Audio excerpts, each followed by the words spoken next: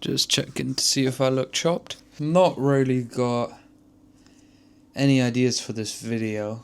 Just wanted to come on camera and yap for a bit. Got a nice little tea. It's quite late. It's April 1st, so obviously that means that 3 months of 2026 have gone by now. And I kind of wanted to just do a little review of the first 3 months of the year. What I've done well, what I haven't done so well, what I'm going to be focusing on. Because I really feel like the next 3 months set in motion for how your whole year shapes up to be, really. Because a lot of people, some people start really fast.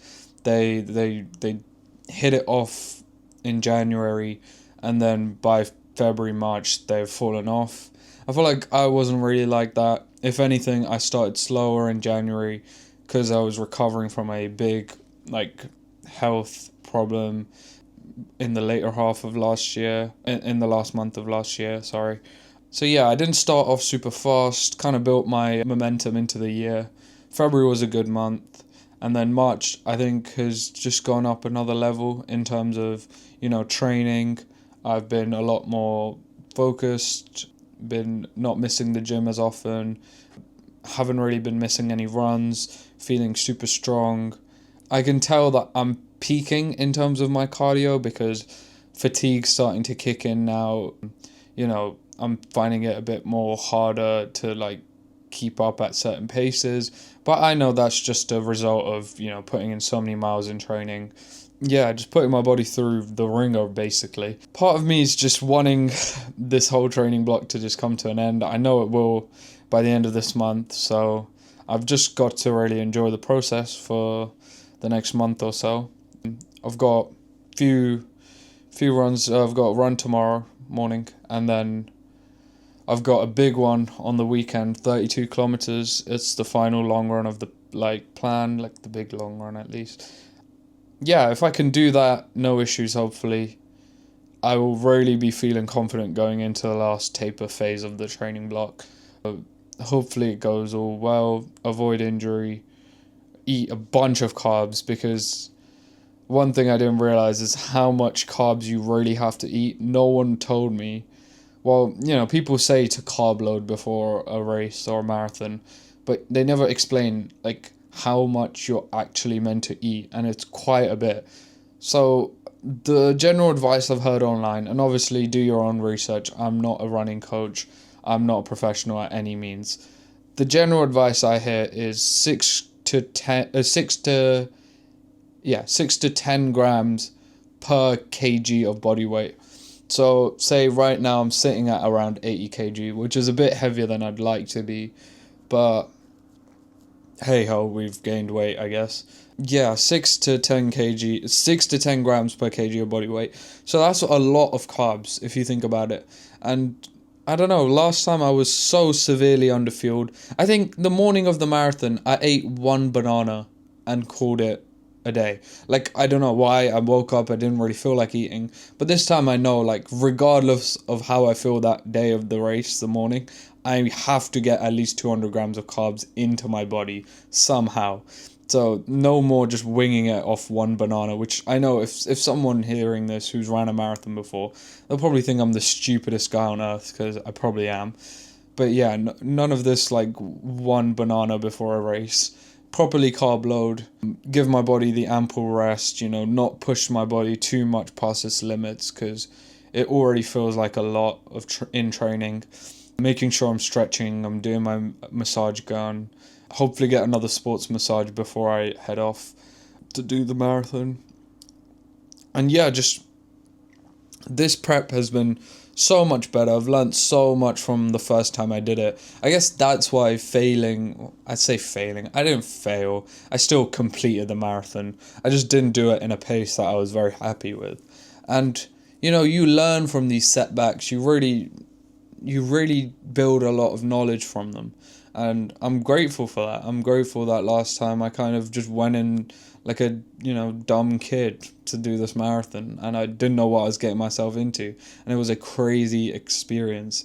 But yeah, I'm just grateful for them, to be honest, because now I know so much more, and I've taken that into this block, and I'm sure if I do another race, maybe a half this year. I'm thinking of doing a half in the later half of this year. Maybe I can take these learnings into the next training block, the next marathon, whatever I decide to do. But yeah, it's been super fun. It's given me structure. It's given me a big goal to work towards for these first 16 weeks of the year. And I think that's been really helpful. Going on from that, I think I'm going to shift my focus to training, more bodybuilding, more gym work, more strength training. I really want to use this extra bulky weight that I've put on and try and build a better physique. To be honest, I've kind of neglected the gym side of my training a bit more this time round. I haven't managed to do a bunch of progressive overload, but I think from moving on after my marathon, I'll obviously give it a bit of time to rest up, then start to look at more bodybuilding, start to look at maybe going into a cut, lose some body fat, try and look a bit more aesthetic, because it's always been a dream of mine to have that really nice looking physique that I can be proud of. Although I've made decent progress, I've never really made it my A goal. I've always had some sort of A goal, and then just going to the gym as a just general thing I do for health. But I think I'm going to take it a bit more seriously, look to maybe have a really nice physique that I can be proud of, and that I can look in the mirror and say that, oh wow, I've done some hard work. I've not had the cookies, I've not had the junk food, and I've really stayed strict on a diet and a training plan to look super good. That's just one of my goals. I think I'll shift my focus to that. Still keep up the cardio, still try keep building a nice base. I still really love cardio. I think not just for the physical aspect, but the mental side of it is so important. It's such a peaceful thing for me to go on these long runs, to let my brain just relax and really have to tap into my thinking and fight through some tough times. It builds so much character. Makes me feel so much more at peace with myself, knowing that I can do really hard things and I can come out the other side of them stronger with more insight, more knowledge. And I really appreciate that aspect of long distance cardio. So by no means am I going to get rid of it, but I will add in way more gym. So hopefully start going 6 times a week, proper push-pull leg split or whatever split I decide to do. Take gym more seriously, essentially. And, work on my physique a bit more, look shredded for the summer. That would be nice. And then we'll see. We'll take it quarter by quarter. I like doing these kind of catch-ups. This has mainly been focused around the physical aspect. Obviously, I've had this YouTube channel, which I think this year I've been more consistent than any other year previously. I've been, not perfect, but hey, look how many videos I posted. It's more than I did last year, and I guess that's progress, that's consistency. I'm trying my best to post as much as I can. Sometimes there'll be videos like this where I just sit down and yap at the camera. Sometimes I'll have ideas, sometimes there'll be vlogs. I'm kind of still finding my footing with this whole content thing. But I think it's just good to get practice in, to document my life. Because it will be nice to just look back at these videos when I'm older, to be like, oh, I have videos of when I was in certain phases of my life, and I think that's super helpful. But yeah, there's no real idea for this video. Thank you for sticking around if you did. Smash a like, and I'll try and be more consistent. I'll try and put some day in the lives out. I've got this camera now to just vlog with, so maybe you'll see a few more videos coming out in April.